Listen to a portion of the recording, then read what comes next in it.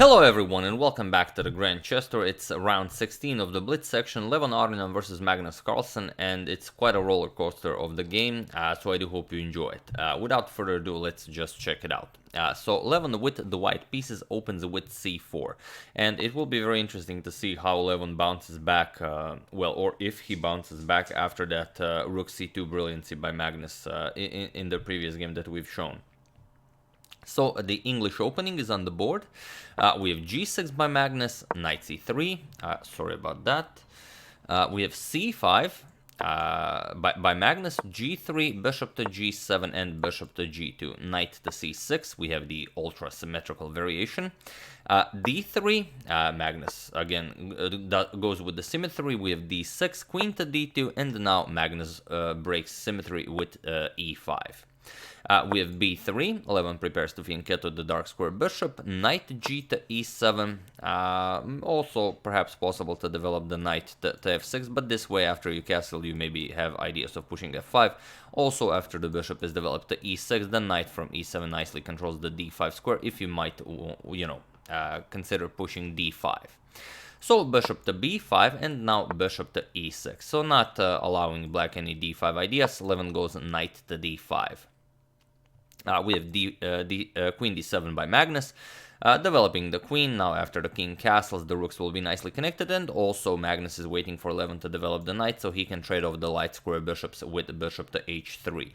We have e3 by Levon, and now Magnus castles. Knight to e2, now the knight no longer controls the f3 and h3 squares, so bishop to h3. And there is one game that reached this position where castles was played, and interestingly it's a game between I believe a 2100 and a 2300 player.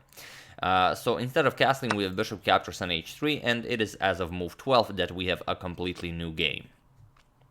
So Magnus trades, queen captures on h3, and now knight e to c3. Supporting the knight here, so if Magnus decides to trade, the other knight can take the place of this knight on d5, and also supports the b5 square in case black wants to bust open with b5, as it is, most likely white will castle queenside. So rook ab8, Magnus has ideas of a6 and b5. We have queenside castle, and now without wasting time to play a6, Magnus just eliminates the d5 knight. So now asking, do you want to mess up your pawn structure with c captures on d5? Then I can go knight to b4, which will threaten both of the d5 pawn and the a2 pawn, or do you want to play knight captures on d5, which Levon does, but now the b5 square is available. So pawn to b5, and it's basically a race. Magnus will attack on the queen side, Levon will attack on the king side, and Magnus already has a breakthrough with b5. We have f4 by Levon, and then now a5 by Magnus. So both players just completely ignore what the other guy is doing. Rook h to f1.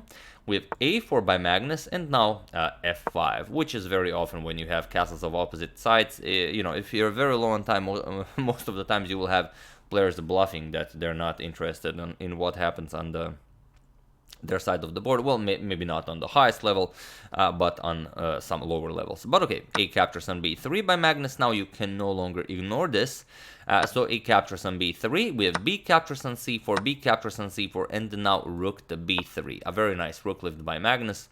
Now prepares to bring the other rook over to b8. We have f6, grabbing even more space, so it's not really a problem since Carlsen's bishop will do wonders on h6. Look at it, nicely lined up on the diagonal where Levon's king and queen are. So king to c2, you need to unpin as soon as possible. Also this comes with tempo, but now rook f to b8. Just doubling up here, threatening rook captures on b2, which would just win the game. So bishop to c3, and here you have to decide what to do. There are a lot of very interesting ideas here. Sorry about that, I just have to, someone's at the door.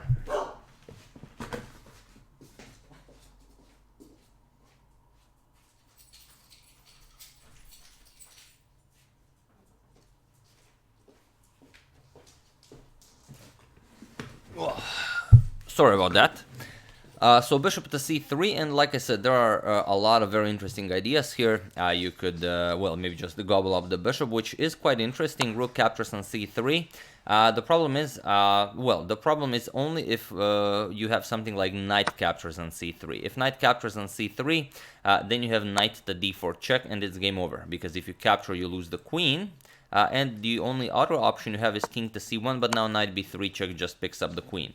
So it kind of works, but not really, because after rook captures on c3, you have king captures on c3. And now, okay, you still have knight d4. White is unable to capture the knight, threatens a rook to b3 mate, but white defends with rook to b1.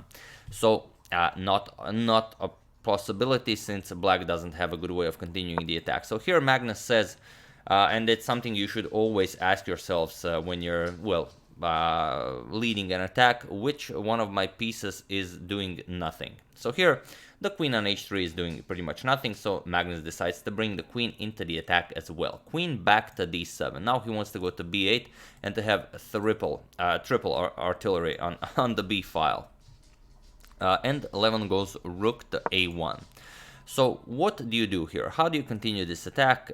Feel free to pause the video and continue the attack for Magnus while I give you a couple of seconds.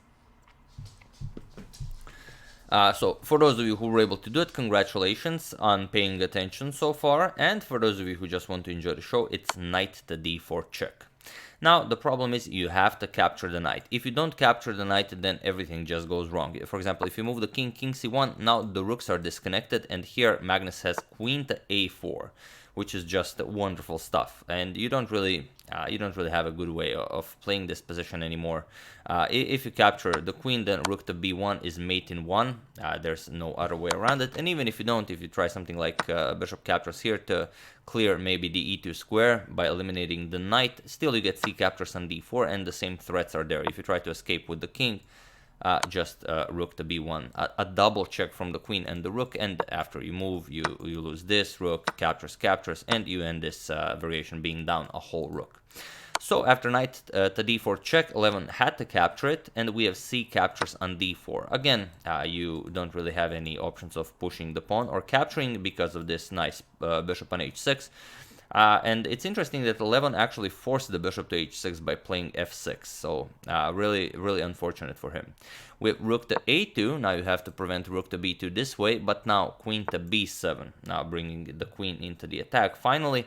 And here, well, if you try to escape, let's say king d1, you get bishop captures on e3, you just move the queen, so after knight captures, you'll get the d captures, queen captures. Now rook b1 check just wins material, because after you move king e2, you're going to play rook captures on f1, and now you're down a rook. So you will just capture it, queen to b1 check, picks up the rook on a2 as well. So a very unpleasant position for Levon. He played queen to c1, but here Magnus just finds a brilliant breakthrough. And this is one of the one of the reasons Levon himself says that it's sometimes helpful for him to play bug house chess, for real chess, because you have to imagine where certain pieces should be. So here, if you imagine the queen on b3, that's pretty deadly. So here, what Magnus does is he just clears the room for the queen. He plays rook to c3, gives up the rook, and now he has queen to b3 check. So knight captures on c3, queen to b3 with check, and here Levon played king to d2, as it is the only move he has available to him, but it was also in this position that Levon resigned the game on move 29, as there is nothing more to do here. So here you could just play bishop captures on e3 check, you win the queen, so that's one way to do it, but you don't even have to do it. You can just play pawn captures knight with check. Now if you capture with the queen, then bishop captures on e3 check, deflects the king, and then you just pick up the queen, or you move the king, then you lose the rook, captures with check. Now you're up a piece, and of course you are in a completely winning position. So after king d2, Levon Aronian resigns the game, and yet another brilliant victory for Magnus Carlsen, who is just, you know, being incredible this tournament. So yeah, that's the game. I do hope you enjoyed it. I would like to thank Stephen Green for a contribution to my channel. Thank you a lot. I really appreciate it. As usual, you can check 2 of my previous videos here. Thank you for watching, and I will see you soon with at least one more game from this tournament, checking up on your wonderful suggestions and preparing our next big saga. Thank you all. I will see you soon, and have an excellent rest of your day.